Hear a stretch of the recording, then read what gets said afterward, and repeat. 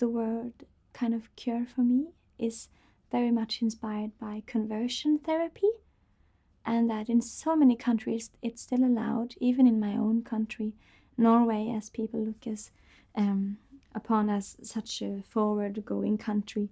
It's still allowed here as well. I just wanted to make an anthem, I guess, for people to sing along with, that they know they don't need a cure.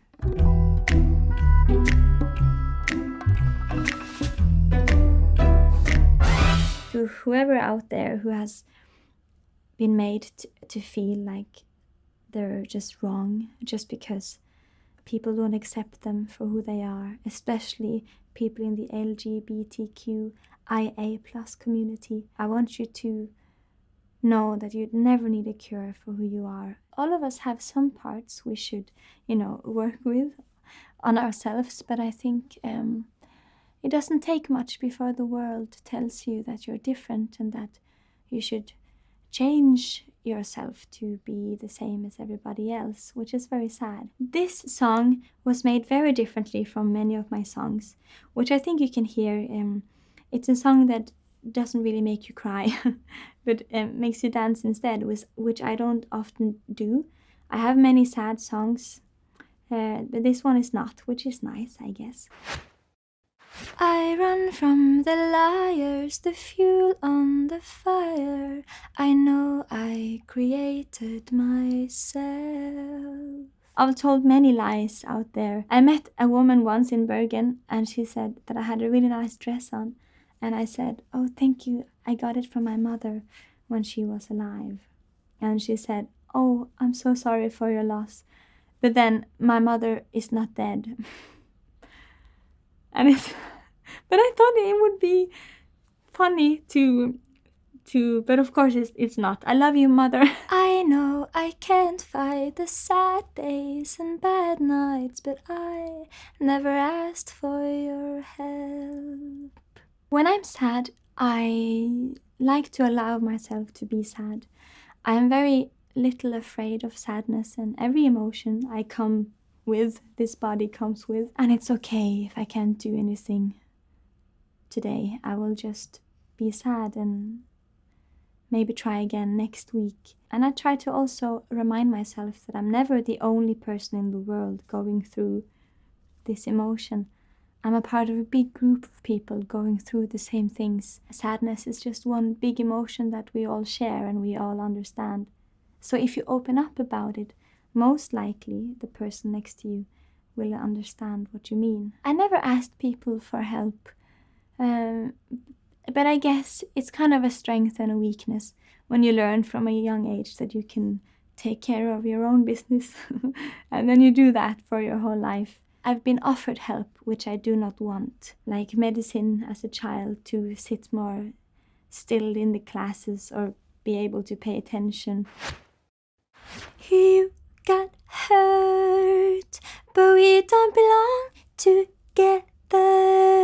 Sometimes you have to be the support, and sometimes you have to be supported. When you know that you're drained after just being with someone, it's a sign that maybe it's better for you to get away. And it's so easy, I think, to forget that you do have the choice to remove yourself from a group of people, or even your family or your town or a situation. You have the power, even though it's really frightening.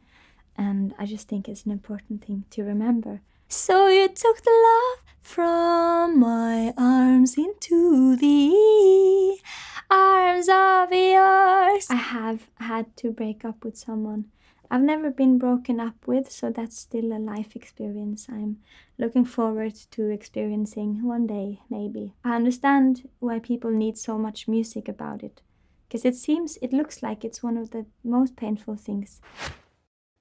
But I don't need a cure for me. Da da da da dee dee dee dee. I don't need it. No, I don't need a cure for me. Da da dee ba dee bee bee dee. I don't need it. No, I don't need a cure for me. The line "I don't need a cure for me" is directed towards quite a lot of things. It's a weird thought that if you change important things about yourself that makes you you, if it's physical, if it's the way we are or the way we act or our sexuality or our love, if we suppress these things about ourselves, we will be like kind of glide through life much easier, because the second you fit in, you can have a much easier and happier life, which I think is so sad. It's really sad. It really upsets me how many people feel this way. And I feel like most of us are in a kind of abusive relationship, if it's with ourselves, with our own kind of self-hatred, if it's with religion, if it's with social media, making us feel bad about ourselves every single day. So yeah, it's definitely a thing I feel we need to say more. I don't need a cure for me. I don't like the tension, the misapprehensions about our nature in love. I love confrontations.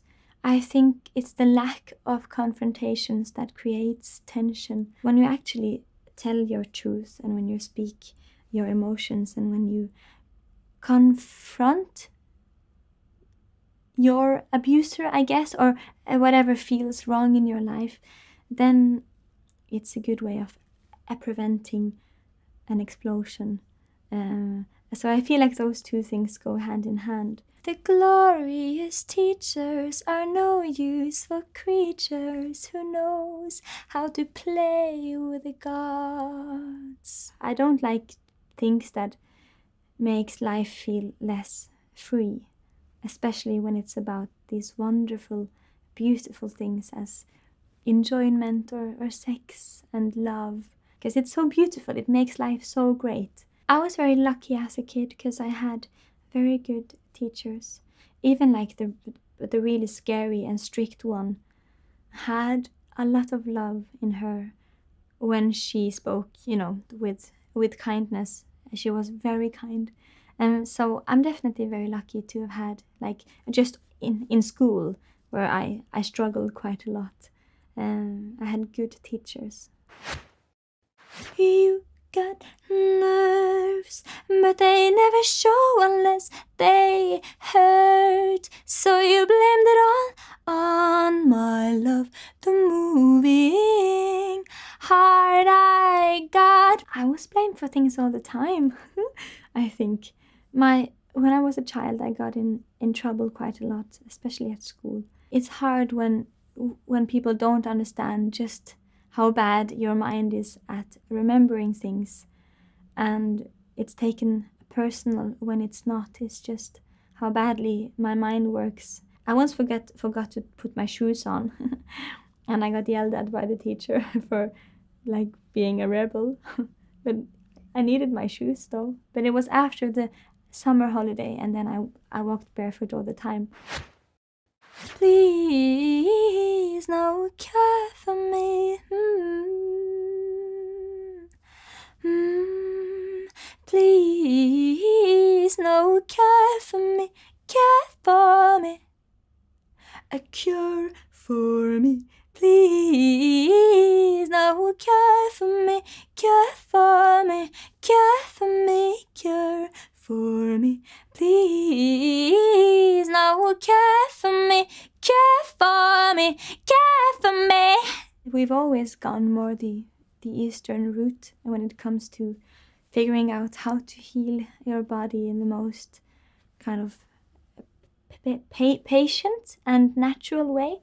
A lot of herbs in our house, but my mother is kind of like a witch, a very good one, and a very like an ancient woman. We drink a lot of flower tea. We drink a lot of green tea and chamomile, and we've used honey all my life to kind of heal my voice. If I ever get tired, honey always just does the trick. And also like a spoon with a bit of honey and one garlic thing, and then a bit of vinegar. And we drink a lot of apple vinegar just to like clear the throat. And I do love acupuncture also. It really works wonders. But But I use a lot of flower medicine as well, like drops of flower essence. That does really good things for like the nerve system, or at least it feels like it does. And you need to know I don't need it, and you should know I don't need a cure for. And you need to know I don't need it, and you should know I don't need a cure for me. You need to know I don't need it, and you should know. And you need to know I don't need it, and you should know I don't need a cure for me. I buy things I don't need all the time. I think it's more a lack of that I don't have the things that I should have. For example, I have this really long, amazing feather boa scarf in the colors of the pride flag. But what I don't have is like a normal pair of scissors in my whole house. I don't have a raincoat, but I live in like the wettest city in the whole world. But I do have many dresses that makes me feel like a fairy. And I also have like a really cool cat feeding bowl, but I do not have a cat.